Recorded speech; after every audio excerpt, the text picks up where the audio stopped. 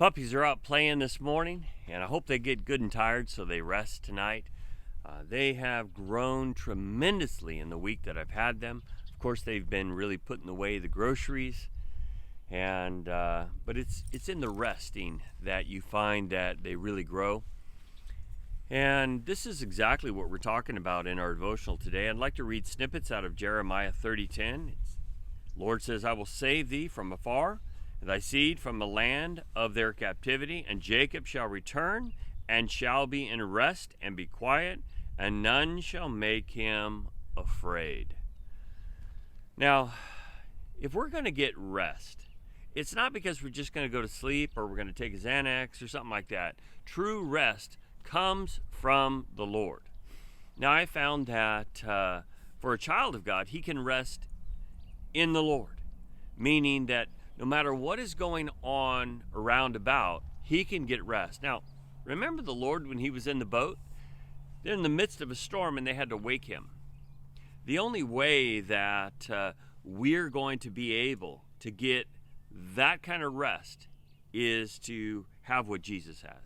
And we need the Spirit of God really inside of us. Because if you think about it, you got to ask the question is, how can a person get rest today when the government is beating the drums of war?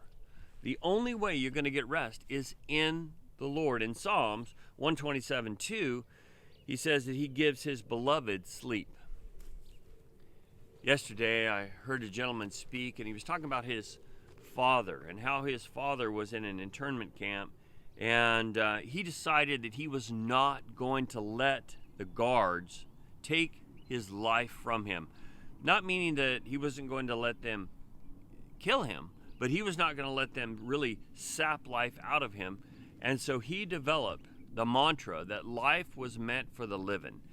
And he passed that on to his son. And his son has really exhibited that. He's an individual that really, he sucks the marrow out of life, as it were. And he knows what it means to live, and he doesn't get hung up on things. This is something that you have to decide to do. And when you do that, it's as if you've taken the reins of your life from the enemy and you've given them to the Lord and said, Lord, you've given me this life. Now I'm going to live it. Now, if we would all, in particular children of God, decide that this is how we're going to live, just think about the impact we can make in this world. When you give the Lord the reins to your life, now you can get rest.